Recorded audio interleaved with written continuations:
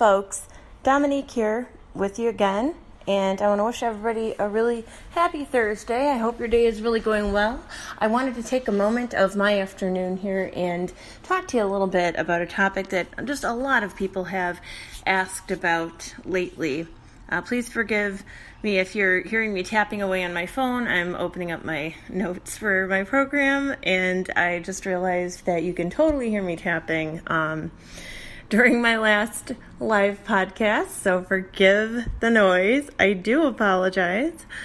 I want to talk to you hopefully very briefly today.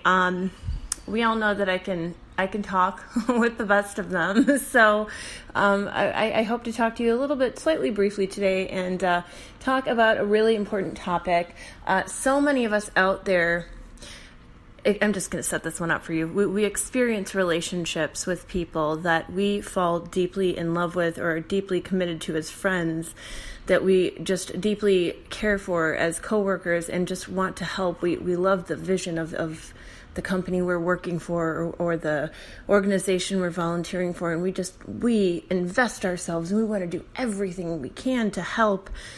And if it is a personal relationship, we invest ourselves. We want to do everything for that person, be everything for that person. Now, I'm going to stop there because not all people like us are codependents. Some are. Many are not. So what's the name for this condition, you might ask? It is called being an empath. That's right. Now, before you turn me off here and say, oh God, she's getting into New Age stuff. I'm not into New Age stuff. I am a pagan secular humanist, and I am not interested in trying to bend your ear on, what a guru I am spiritually or something. I'm absolutely non-religious, and I'm not going to be offending your ears in that manner. So bear with me. We're talking about an actual psychologically recognized state of being right now. Empaths are people who not only understand people's states of being, people's emotions, people's trials and tribulations, people's successes in life. They feel them. They actually feel them. When someone we love is ill, is hurting in some way, is down in the dumps, we feel it. We sometimes physically feel it. We always mentally and emotionally feel it. And because it hurts us, we want to do everything we can to help. We know exactly how they're feeling because we feel that way too. Again, you can look it up on Psychology Now or Psychology Today or Psychology Tomorrow. I am actually one of the recognized writers by Psychology Tomorrow, which is a publication that speaks about psychology. So please don't take my word for it. Look this term up. It is a real thing that's recognized in the scientific community. So this is something that can be both a benefit and a harm. It can benefit us when we channel in a healthy way, when we develop careers and lifestyles that are conducive to helping other people while still maintaining appropriate boundaries for ourselves. That is actually, I think, the best way to channel your sort of empathic ability.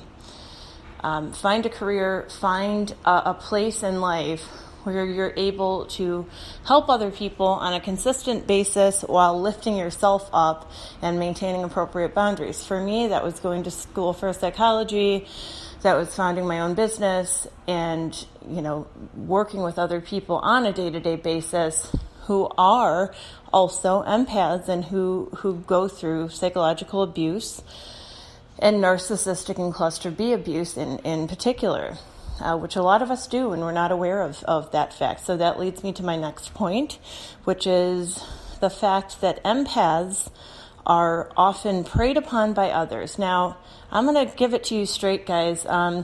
JP, Awaken with JP on YouTube, is absolutely right when he talks about the fact that oftentimes empaths can fall in love with their sort of victim status, and we can become perpetual targets for people who are narcissists, who are sociopaths.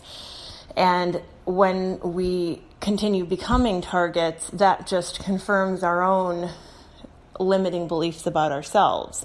I'll never be good enough. I always attract these types of people. It's just my lot in life. Poor me, I'm a victim. Now, that's a major trap that many empaths fall into. So we can't sit here looking at ourselves as if we're victims. We're not. This is an ability, I would say, that is very conducive to being able to help other people in a constructive manner, and in a manner that is inclusive of firm boundaries and firm limits. It's totally possible to formulate a life that is meaningful for you where you're helping other people. Maybe that means founding a 501c3.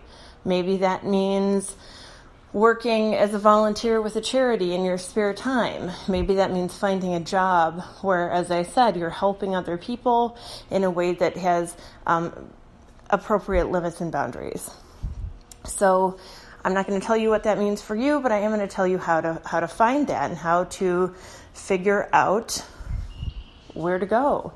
So depending on whether you're more of an introvert or an extrovert, you may want to work with people online. You may want to work with people through writing. You may want to do what I do and work as a YouTube personality, or have a blog talk radio show, or you may want to be totally behind the scenes. It depends on your personality type. What I will say is that it's easy for all of us to fall into that victim mentality at the first sign of trouble. When we meet somebody who is not respecting our boundaries, who is unkind, it's really easy to say, well, I'm never going to have a healthy relationship. I'm never going to have a meaningful relationship. So I'm just going to prove myself over and over and over again to the people in my life right now, whether they're good, bad, ugly, in between, neither, both, whatever. I'm just going to, if I prove myself enough and if I do enough for everybody will finally recognize what a wonderful human being I am. And I want to caution you that is actually a very sort of reverse narcissistic trap to fall into. When we behave that way, we emulate the narcissists in our lives. We emulate the unhealthy people in our lives. And it's very important for us to honor our ability to feel what others feel and to want to help other people while still honoring our own boundaries. And I think that it's very important, and maybe for some it's a lifelong struggle, to kind of figure out how to separate feelings from thoughts. I mean, that's basically why the therapeutic industry exists, because separating your feelings from your thoughts, separating who you are from what others think about you, is very hard. It's a very tough prospect. It's a tough thing to address. And for us, for people who are like us, who are empaths, it is even more of a challenge, because all of our feelings and emotions and thoughts are inextricably linked. And our feelings and emotions, as I touched on previously, are inextricably linked with other people's. And so, of course, it makes sense that many of us, not me so much, to be honest, as many of you who know me are probably nodding your heads going, yeah, duh. But it's very hard for some to unattach from and unlink from what other people think of them. Because as empaths, we perceive the world in a different way. And I'm going to touch on that before we end this very brief 15 minutes or less podcast episode. And I'm just going to I'm going to tell you that we feel we feel such genuine feelings ourselves. I'm trying to think of how to put it into words, so forgive the pause there. We feel such genuine emotions and feelings ourselves that we assume automatically that everyone around us and everyone else in the world, in fact, is just as genuine as we are and feels the same things we do. Because we can feel other people's stuff, we assume that, other people feel what we feel. Well, they don't. And that's the problem. They don't, and there are many people out there, again, cluster Bs like narcissists, sociopaths, histrionics, and borderlines, not only don't feel what other people feel, they don't have empathetic emotions themselves. They don't have a compass for right and wrong, backward and forward, yes and no.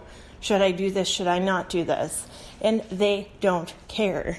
They see people who feel emotions, who have a strong moral compass. They see people like us who probably feel bad for stepping on an ant for a week and a half. Ask my mom about that. I drove her crazy with stuff like that when I was a kid.